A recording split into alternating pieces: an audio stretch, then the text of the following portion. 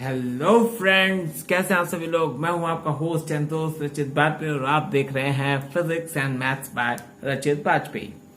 तो कल हम लोगों ने कूलॉम्स लॉ से रिलेटेड कुछ न्यूमेरिकल्स किए थे और आज हम उसी के आगे शुरू करेंगे।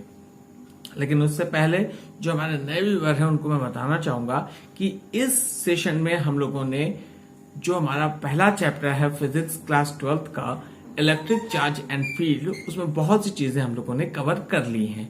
जैसे हमने चार्ज के बारे में कवर कर लिया है, चार्ज के टाइप्स के बारे में कवर कर लिया है, चार्ज की प्रॉपर्टीज के बारे में कवर कर लिया है, चार्ज एंड मास में डिफरेंस कवर कर लिया है, मेथड्स ऑफ चार्जिंग कवर कर ली है, कूलॉम्स लॉ कवर कर लिया है, vector form of Coulomb's law भी कवर कर लिया है।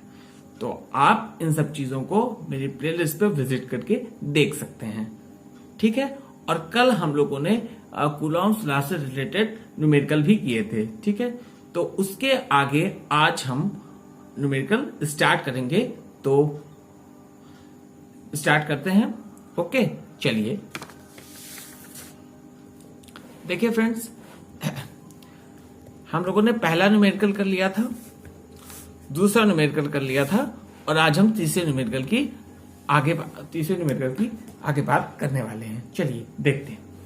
लिखा है a particle of mass m, एक पार्टिकल है जिसका मास है हमारा m, ठीक है, एंड कैरिंग चार्ज -q1, इस पर चार्ज कितना है -q1 है, ठीक है, is moving around the charge +q2, जो क्या कर रहा है, एक प्लस चार्ज है Q2 जिसके चारों ओर क्या कर रहा है, मूव कर रहा है अलोंग अ सर्कुलर पाथ, एक सर्कुलर पाथ पे ऑफ रेडियस r, जिसकी रेडियस कितनी है, r है।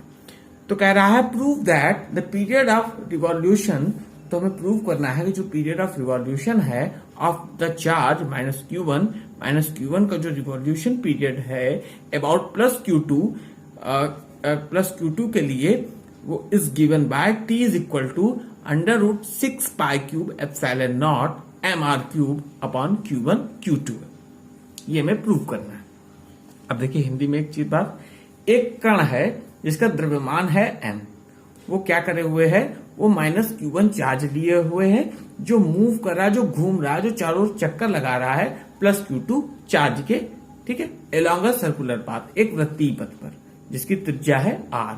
तो हमें सिद्ध करना है कि पीरियड ऑफ रिवॉल्यूशन, यानी कि वो जो सर्कुलर पाथ का या वृत्तीय पथ पर चक्कर लगा रहा है, तो उसमें जो समय लग रहा है, ठीक है, किसको, -q1 चार्ज को अबाउट +q2 के चारों ओर चक्कर लगाने में is given by t is equal to √16 π³ epsilon naught mr³ upon q1 q2 होगा, ठीक है। तो हम लोग स्टार्ट करते हैं। चलिए देखिए, सबसे पहले जो क्वेश्चन के हिसाब से मान लीजिए ये हमारा क्या है, ये m मास का एक पार्टिकल है, ठीक है, इस पे क्या है, एक +q चार्ज है और एक -q चार्ज है। तो -q चार्ज क्या कर रहा है, +q चार्ज के चारों ओर मूव कर रहा है, मूविंग अराउंड +q चार्ज, यानी कि -q चार्ज है जो वो +q चार्ज के चारों ओर चक्कर लगा रहा है, ठीक है। ये -q अब दिख रहा होगा आपको साफ साफ, ठीक है, चक्कर लगा रहा है ना।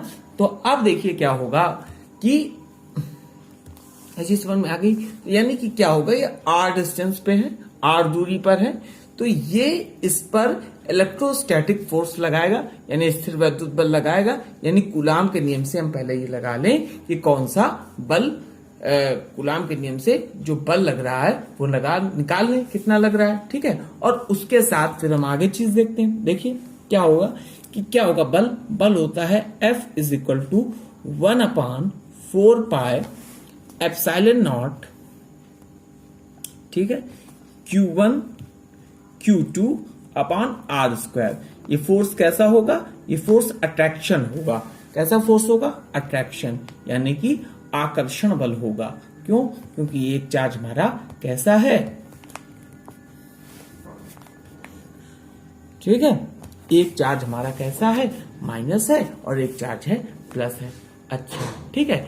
अब यहां पर देखिए, हमने आपको कल बताया था कि अगर कहीं पे मीडियम ना दिया हो, माध्यम ना दिया हो, तो उसे हम वायु या निर्वात मान लेते हैं, ठीक है। अच्छा, अब देखिए क्या हो रहा है कि minus Q charge plus Q charge के चारों ओर चक्कर लगा रहा है, यानी कि जो माइनस क्यू आवेश है ये प्लस क्यू आवेश के चारों ओर चक्कर लगा रहा है। ठीक है, और कैसे? सर्कुलर पाथ पे, यानी कि वृत्तीय पथ पर। ठीक है, तो ये देखिए कहां पर, सेंटर ही पे, केंद्र ही पे तो बल लगा रहा है, केंद्र ही पे तो बल लगा रहा है ये। यानी कि यहां पर क्या हुआ, यहां पर जो दूसरा बल लग रहा है वो अभिकेंद्र बल लग रहा है। तब तो अभिकेंद्रीय बल तो इस स्थिर वैद्युत बल को क्या करे, संतुलन में रखे हुए है ना, इक्विलिब्रियम की स्टेज में रखे हुए। ठीक है, तो हम अभिकेंद्र बल यानी कि सेंट्रीपेटल फोर्स। ठीक है, तो सेंट्रीपेटल फोर्स का हम फॉर्मूला जानते हैं, क्या होता है?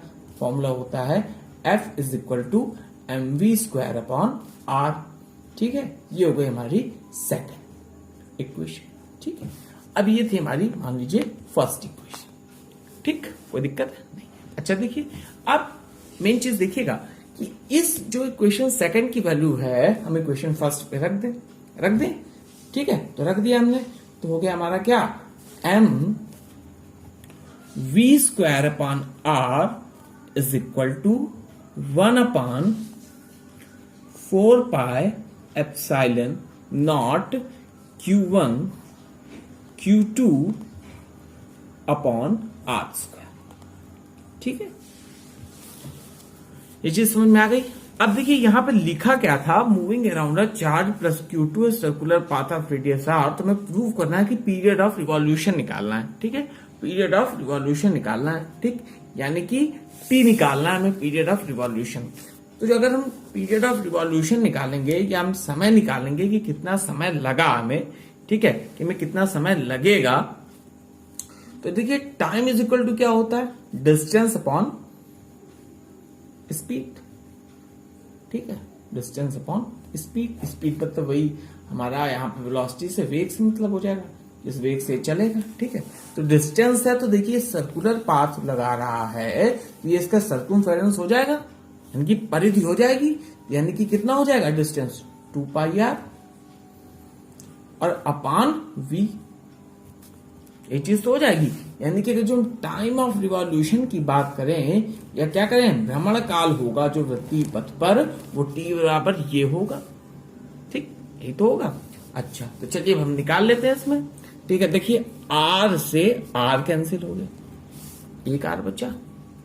अच्छा, अब देखिए यहां पर आया v² निकाल लें, है ना, यानी कि इससे v की वैल्यू निकाल लेंगे। यहाँ पे मेरा कहने का मतलब ये है। ठीक है, तो यहाँ पर क्या आ जाएगा, यहाँ पर आ जाएगा 1 अपॉन 4 पाई एप्सिलॉन नॉट, तो कांस्टेंट है ये, है ना, इनटू यहाँ पे क्या आया, Q1 आया, और यहाँ पर आया Q2, और यहाँ पे क्या आ गया, देखिए यहाँ पे आ गया mr आ गया। इस m को हमने यहाँ भेज दिया, है ना। अब हम निकाल लें v, क्या निकाल लें, v। तो v जब निकालेंगे तो ये पूरी वैल्यू किस में आ जाएगी, रूट पे आ जाएगी, रूट पे आ जाएगी, रूट पे आ जाएगी, तो क्या आ जाएगा, 1 upon 4 pi epsilon naught Q1 Q2 upon mr। ठीक है, ये हमारे पास v निकल आया। ठीक, अब हम जानते हैं क्या, कि जो हमारा रिवॉल्यूशन निकालना है, टाइम ऑफ रिवॉल्यूशन है, वी नो दैट, क्या क्या जानते हैं हम लोग, वी नो दैट, जो भी हम पहले निकाल चुके हैं कि टाइम ऑफ रिवॉल्यूशन के लिए कितना आना है हमें, है ना, ये यही तो। इसको डिस्प्लेसमेंट कह दो, इसको वेलोसिटी कह दो, भाई डिस्प्लेसमेंट है, ये भी तो डायरेक्शन ही पे चल रही है, उसमें भी जो टाइम लगेगा वो यही तो होगा। ठीक, तो चलिए क्या हो जाएगा, यहाँ पे t इज इक्वल टू हो जाएगा कितना, 2 पाई r अपॉन v हो जाएगा, v, बोलिए। अच्छा, अब यहां पर मान लीजिए ये हमारी इक्वेशन थर्ड है। ठीक है, तो v की वैल्यू हमने क्या कर दिया, v की वैल्यू इसमें रख दें, तो t इज इक्वल टू क्या आ जाएगा, t इज इक्वल टू आ जाएगा 2 पाई r। ठीक है, और v की वैल्यू क्या थी, v की वैल्यू थी √1 अपॉन 4 पाई एप्सिलॉन नॉट, ठीक है, Q1 Q2 अपॉन mr। ठीक है, अब ये देखिए ये पूरी चीज ऊपर चली जाएगी ना, तो क्या हो जाएगा, t हो जाएगा हमारा 2 पाई r हो जाएगा, देखिए 2 पाई आर हो जाएगा सीधे सीधे, और यहां पर क्या आ जाएगा, यहां पर हमारे पास आ जाएगा 4 पाई एप्सिलॉन नॉट। देखिए सीधा आ गया 4 pi epsilon naught M R. ठीक है, ये वाला, ये नीचे वाली चीज कहां चली गई, ऊपर चली गई, और अपान रूट Q1 और ये Q2। अच्छा, और हमें प्रूव क्या करना था, देखिए प्रूव हमें ये करना है। ठीक है, तो यहां तक चीज समझ में शायद आ गई होगी। अभी हम आपको आगे दिखाते हैं कैसे। देखिए हमारे पास क्या निकल के क्या आया, ये आप बताइए कि निकल के क्या आया। निकल के हमारे पास आया है T is equal to 2 pi R, ठीक है, under root 4 pi epsilon naught, और ये क्या होगा एम आर। ठीक है, यही तो आया एम आर, है ना, और अपॉन क्या आया, अपॉन आया रूट Q1 Q2। अच्छा, एक चीज देखिए, ये यहां पर रूट के बाहर लिखा है, यानी कि अगर ये रूट के अंदर होगा तो ये 4 ही तो होगा, ये 4 ही तो रहा होगा, तब तो बाहर आया होगा 2। यानी कि यहां पे हम क्या लिख सकते हैं, अंदर पे 4 रहा होगा, यहां पे हम लिख सकते हैं 4 इंटू 4। अच्छा, ये भी पाई स्क्वायर रहा होगा, क्या रहा होगा, ये पाई स्क्वायर रहा होगा, है ना, पाई स्क्वायर रहा होगा ना, ये बोलिए पाई स्क्वायर रहा होगा। तो यानी कि यहां पे हम क्या लिख दें, 4 पाई और इंटू पाई स्क्वायर। ठीक है, यहां पे ये m तो ऐसे ही रहा होगा, और देखिए जो r बाहर निकला होगा ये भी r स्क्वायर रहा होगा, ये r स्क्वायर रहा होगा ना, तब तो r बाहर निकला होगा, ये पाई स्क्वायर रहा होगा तब पाई बाहर निकला होगा, ये 4 रहा होगा तब 2 बाहर निकला होगा, अपॉन Q1 Q2। अब ये इक्वल टू T चल रहा था, T निकाल रहे थे हम लोग, तो यहां पे क्या आ जाएगा, 16 आ गया। बोलो भाई 16। देखिए यहां पे एप्सिलॉन नॉट भूल गए हम लोग, एप्सिलॉन नॉट भी है भाई, इसको मत भूलो, है ना, ये भी धोखा दे देगा फिर। तो देखिए क्या हो जाएगा, 4 पाई क्यूब हो जाएगा, 16 पाई क्यूब हो रहा है, देखिए आ रहा है यहां पर, और यहां पर फिर क्या आ रहा है, एप्सिलॉन नॉट आ रहा है, और फिर एम आर क्यूब और अपॉन Q1 Q2। ये चीज लानी थी, ये चीज आ गई, और ये हमारा प्रूफ भी हो गया। देख लीजिए एक बार आप शुरुआत से, कुछ चीज ना समझ में आई हो कमेंट बॉक्स पे आप मुझसे पूछ सकते हैं। ठीक है,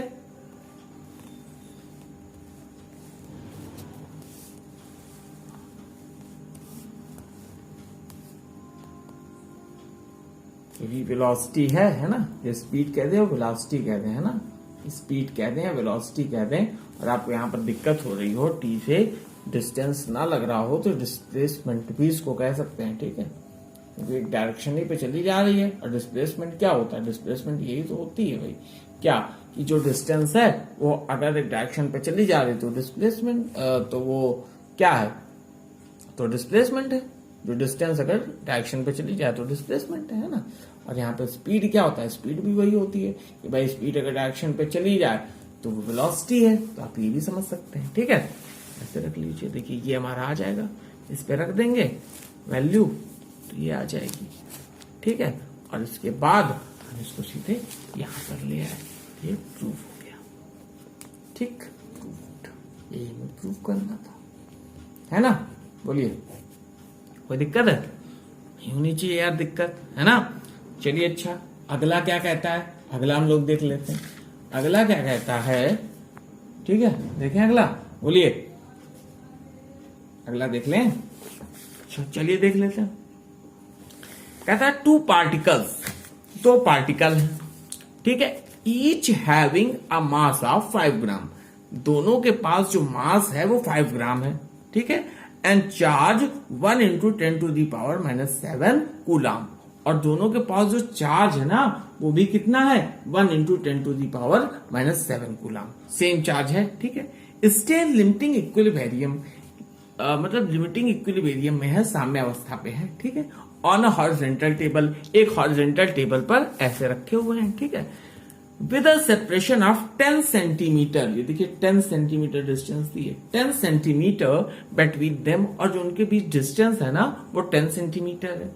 तो कह रहा था coefficient of friction between each particle and the table is the same. और क्या कह रहा है, जो कॉफिशिएंट ऑफ फ्रिक्शन है, जो कॉफिशिएंट क्या है, फ्रिक्शन है, ठीक है, किसके बीच, ईच पार्टिकल और जो टेबल के बीच है, इज द सेम, वो सेम है। तो हमें निकालना है फाइंड म्यू, यानी कि कॉफिशिएंट ऑफ फ्रिक्शन निकालना है। देखिए हिंदी में क्या कह रहा है, दो पार्टिकल यानी दो कण हैं, ठीक है, जिसमें दोनों का मास कितना है, 5 ग्राम है, और दोनों पे चार्ज है 1 × 10⁻⁷ कूलम। वो कहां पे रखे हुए हैं, वो साम्यावस्था में रखे हुए हैं। एक कैसे, हॉरिजॉन्टल टेबल, हॉरिजॉन्टल टेबल का मतलब ये समझ लीजिए क्षैतिज रखे हुए हैं, यानी कि ऐसे रखे हुए हैं, ठीक है। और जो उनके बीच सेपरेशन है, उनके बीच की जो सेपरेशन डिस्टेंस है, दूरी है, वो है 10 सेंटीमीटर। कितने हैं, 10 centimetre. The coefficient of friction, यानी कि जो घर्षण गुणांक है, बिटवीन ईच पार्टिकल, दोनों पार्टिकल के बीच यानी दोनों कणों के बीच, एंड द टेबल, और जिस मेज पर वो रखे हैं, इज द सेम, सेम है, ठीक है, एक ही है। तो हमें निकालना फाइंड म्यू। तो हमें यानी कि हमें क्या निकालना है, कॉफिशिएंट ऑफ फ्रिक्शन निकालना है, ठीक है। कोई दिक्कत तो नहीं है, बोले भाई, कोई दिक्कत नहीं है ना। अच्छा चलें फिर हम लोग, समझ में आ गया कि दो पार्टिकल हैं, कैसे कैसे करना है, समझ में आ गया होगा, ठीक है। तो चलिए फिर हम चलते हैं, अगला क्या कहता है उस पर चलते हैं। क्या कह रहा था, 2 पार्टिकल्स ईच हैविंग, देख लीजिए एक बार क्वेश्चन को अच्छे से, है ना, समझ में आ ही गया होगा, है ना। एक बार क्वेश्चन को अच्छे से देख लीजिए।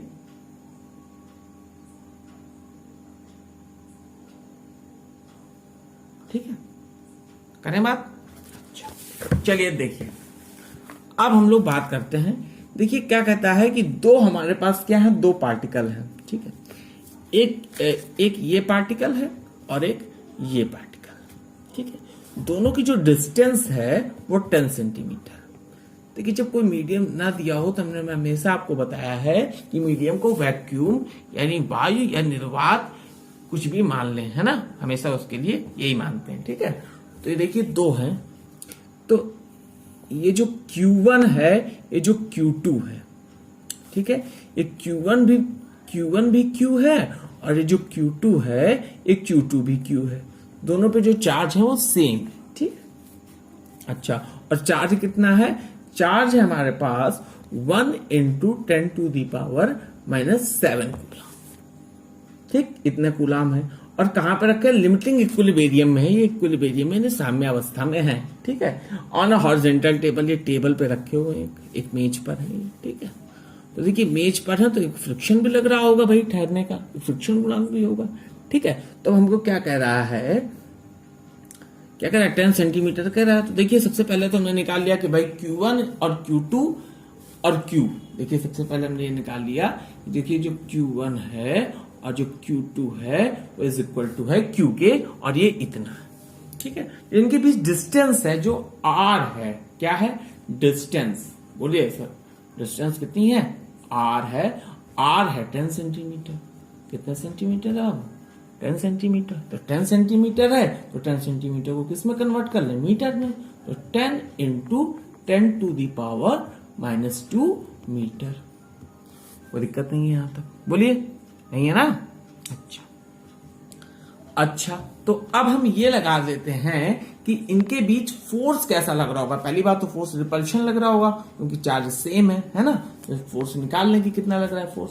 तो F इज इक्वल टू क्या होता है, 1/, बोलिए, 1/4πε0। फिर क्या हुआ यहाँ पर, Q1 Q2 अपॉन R²। तो जो Q1 है और Q2 है वो Q है, तो यहाँ पर Q² अपॉन R², ठीक है। अच्छा तो जो F होगा, ठीक है, जो F होगा वो होगा कितना, 9 × 10⁹, ठीक है। और यहां पर Q की जगह हम क्या रख सकते हैं, Q की जगह हमारे पास कितना आया है, 1 × 10⁻⁷ का होल स्क्वायर, ठीक। और आर कितना निकला था, आर निकला था हमारे पास 10 इंटू देखिए क्या हो जाएगा 10 - 2 का होल स्क्वायर। कोई दिक्कत नहीं होनी चाहिए, होगी भी नहीं मेरे हिसाब से, ठीक है। अब यहां पर देखिए क्या आ जाएगा, यहां पे आ जाएगा 9 इंटू 10⁻9 इंटू कितना आ जाएगा, देखिए 10⁻⁻14 हो जाएगा, स्क्वायर है, ठीक है। और अपॉन ये हो जाएगा 100, 10 का स्क्वायर क्या हो जाएगा 100, और यहां पर क्या हो जाएगा 10⁻⁻4। कोई दिक्कत होनी चाहिए भैया, ठीक है।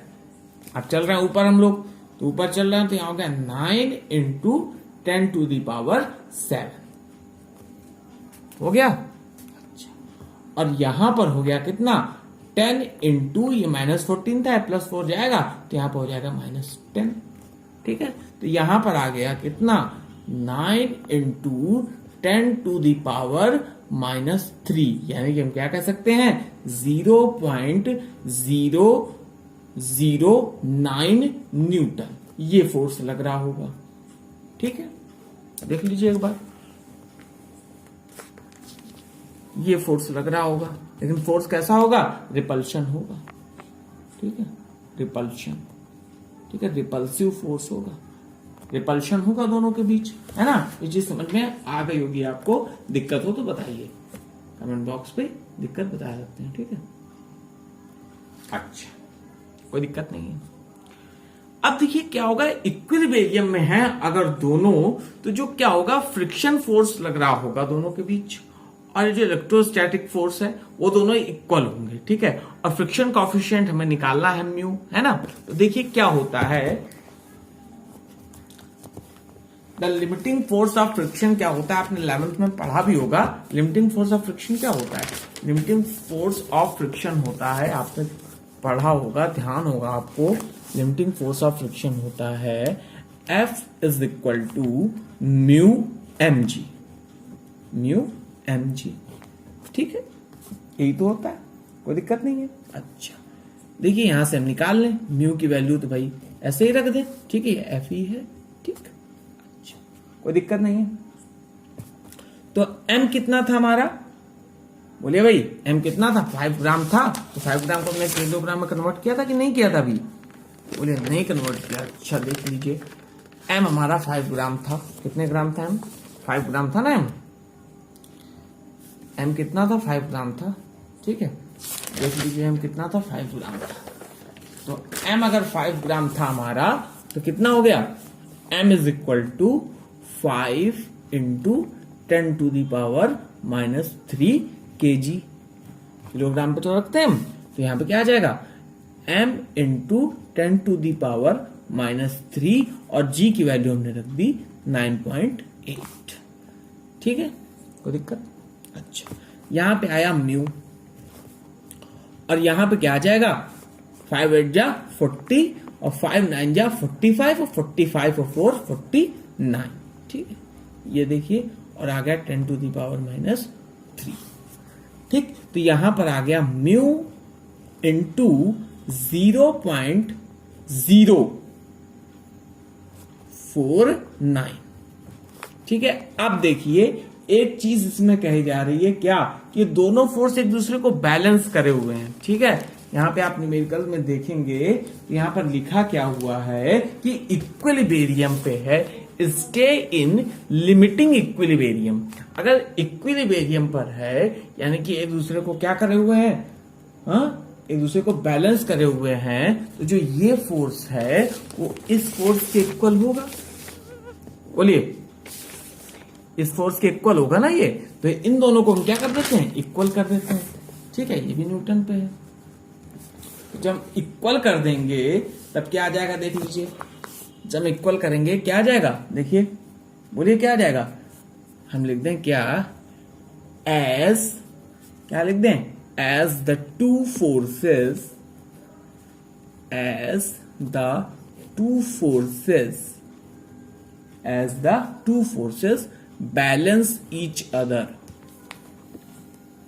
क्या करे हुए हैं, बैलेंस करे हुए हैं, balance each other, balance each other, ठीक है। तो देयर फोर क्या हो जाएगा, इसलिए क्या हो जाएगा, देयर फोर। अब इस वाले को 0.049 म्यू, ठीक है, और इसको उधर क्या निकला था, क्या निकला था, 0.009, इन दोनों को इक्वल कर दें, 0.009, ठीक है। अच्छी समझ में आ गई, बोले भाई आ गई ना। तो देखिए ये इससे ये कट जाएगा, तो म्यू इज इक्वल टू क्या आ जाएगा, 9/49। जो आप जब इसका कैलकुलेशन करेंगे तो ये आ जाएगा यहां पर 0.18 यूनिट। इसकी कोई यूनिट नहीं होगी क्योंकि ये कॉफिशिएंट है, यानी कि घर्षण गुणांक है। ओके फ्रेंड्स, तो आज के लिए इतना ही। एक बार आप अच्छे से देख लीजिए इस न्यूमेरिकल को, है ना, और कुछ चीज ना समझ में आई हो तो प्लीज बताइएगा, ठीक है।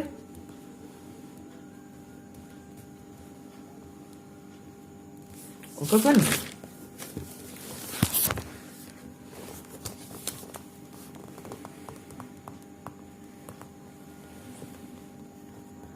जो चीज ना समझ में आई हो बताइएगा, ठीक है।